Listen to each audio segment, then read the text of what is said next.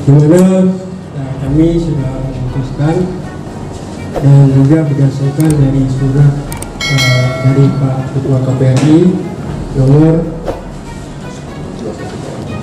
2148 tertanggal 21 September 2024, yang pada intinya kami sudah memutuskan bahwa melakukan perubahan keputusan Tim Aceh nomor 17 tentang pedoman teknis pencalonan pemilihan gubernur, wakil gubernur, bupati dan wakil bupati serta wali kota dan wakil wali kota. Dan yang kedua, kami juga sudah memutuskan terhadap hasil penelitian persyaratan administrasi calon di atas nama Pak Mustami Hamzah dan Muhammad Fadil Rahmi.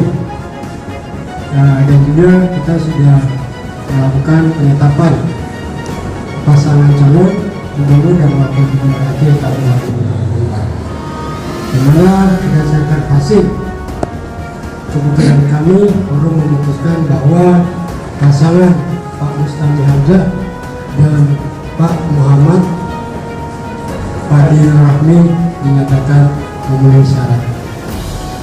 Dan kami juga sudah tadi memutuskan terkait penetapan pasangan calon gubernur dan wakil gubernur Aceh tahun 2024, di mana besok kami akan melaksanakan pencabutan nomor pasangan calon gubernur dan wakil gubernur Aceh pada pukul 10.00 di hotel di Padi.